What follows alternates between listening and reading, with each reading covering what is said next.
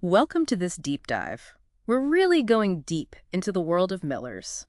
You all wanted to know more about this profession, and honestly, I was pretty curious myself. Yeah, it's amazing how important milling has always been, right? Totally. Although I have to admit, I always pictured those old school windmills.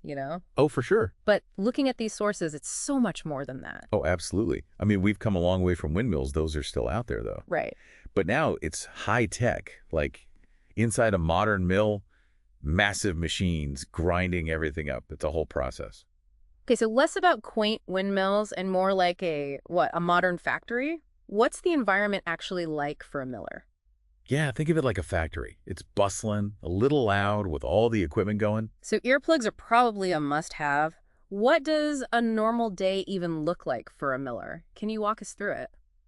Well, you might start your day by checking those huge grain silos, making sure the moisture is just right. That's super important. Right. Oh yeah, even a little change in humidity can really mess with the grind. Huh, who knew? So much for just pouring grain in a hopper. It's way more technical than people You realize. got it. It's Um, not just grinding, you're always adjusting, making sure the flour quality is perfect every step of the way. okay, that makes sense. So you're checking the mills, making those adjustments. What comes next? Next up is where the real skill comes in.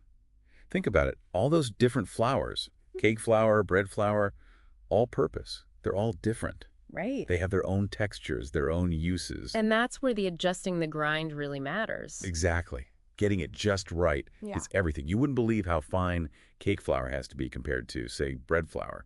It's all about the gluten. So a miller needs to be a bit of a scientist, I For guess. sure, for sure. It's this cool mix of like old school knowledge and modern science. They have to make sure the flour meets all these specific standards for bakers and just, regular people like us. Yeah. Speaking of modern, I was blown away by the tech involved, even just in the job application process. Like RoleCatcher uses this AI that looks at your resume, helps tailor it to jobs. It's wild. It's crazy how tech is changing everything these days, even something as old as milling. Right. But you still got to have those human skills. Problem solving, critical thinking, that eye for detail, those are always going to be essential. So you can be a pro at grinding wheat, but got to be tech savvy too. But going back to those skills, what kind of person really thrives in this career? Someone who likes to work with their hands, takes pride in making something important, maybe even has that kind of, I don't know, a little bit of a scientific mind.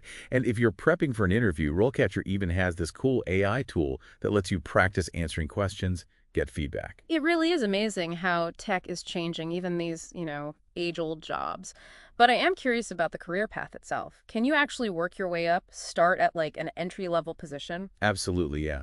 It's not uncommon to begin as an apprentice, kind of learn from the more experienced millers, Oh, I see. and then over time, you gain more responsibility. So you could move up to like a supervisor or even manage a whole team. Yeah, exactly.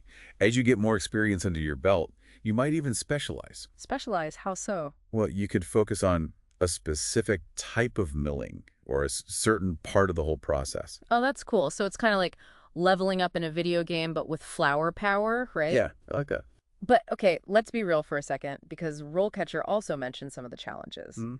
What about the not so glamorous parts of being a miller? Well, it's definitely not always like clean and quiet. Right, all that flour. Yeah, all that flour, it gets everywhere. Probably not great for someone with a dust allergy then. Definitely not. Mm. And it can get loud around those big mills, so ear protection is key. And it's physical too. Oh, right. You're on your feet, often for long hours. So you got to be okay with a little noise, a little dust, maybe like a good workout now and then. Exactly. It takes mental and physical stamina, for sure. That makes me think of something else Rollcatcher mentioned, infestations. They said that millers sometimes deal with that. I never would have thought of that. It's true. I mean, grain, it's food, right? So Yeah. naturally, it can attract some unwanted guests. Like what? Insects? Yeah, Rodents? exactly. Wow. So it's not all just about machinery and grind sizes. You got to protect the grain from invaders too. Yeah, it's a behind-the-scenes thing. Most people probably don't even consider it. Right. Definitely not glamorous. Yeah, But I guess it shows how important a miller is making sure our food is safe. absolutely. It's a What? huge responsibility, but it's also rewarding, right? To know you're making a difference. Totally. So speaking of rewarding, what would you say are some of the most fulfilling parts of being a miller?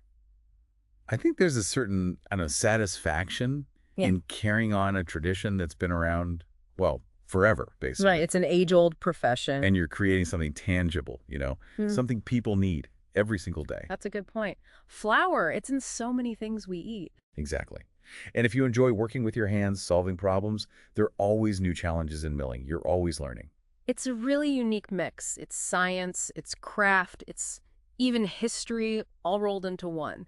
But let's get back to those interview questions.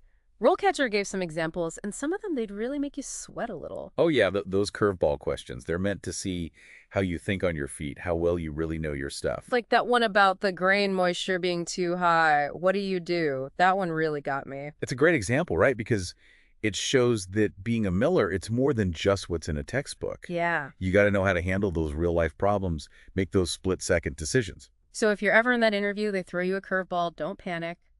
Just take a breath, think it through, you guide this. Exactly. Show them you're a problem solver, that you're passionate about this work. Thinking about those interview questions, it makes me wonder what surprised you the most learning all this about millers? Honestly, Hmm. I think it's how much they actually need to know. I mean, it's a lot.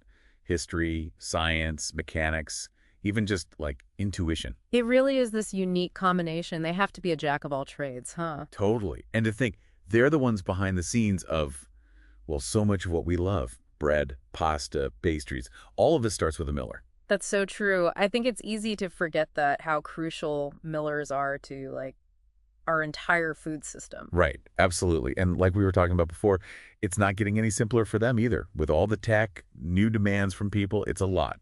Which makes me think, what about the future of milling? We talked about technology changing things, but what does that actually mean for someone working as a miller years down the line? Got any Well, guesses? that's the big question, isn't it? I mean, it's hard to say for sure, but automation, that's only going to become more common.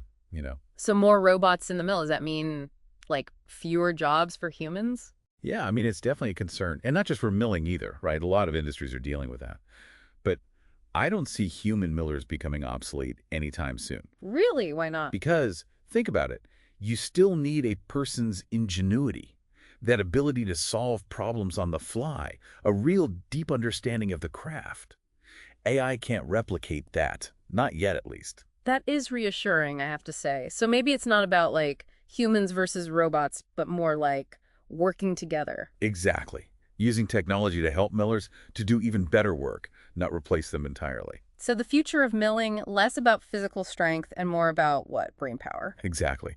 The miller of the future, they're not just operating machinery, they're overseeing these complex systems, analyzing data, making sure everything runs perfectly. A high-tech version of this age-old job. Pretty cool, if you ask me. It really is. That's what makes it so interesting, I think. So much tradition, but always changing and adapting. Well, this deep dive has definitely given me a whole new appreciation for the world of millers. It's a lot more than just flour, that's for sure. It's science, it's technology, it's a real passion for, keeping this vital tradition alive. Couldn't have said it better myself. And for anyone listening who might be thinking about a career in milling, just remember, it's a field that never sits still. Full of challenges, sure, but incredibly rewarding too. Who knows, maybe one of our listeners will be the one to come up with the next big thing in milling. Now that is something to think about. Thanks for joining me on this deep dive. Until next time, everyone, keep exploring, keep learning, and keep those mills turning.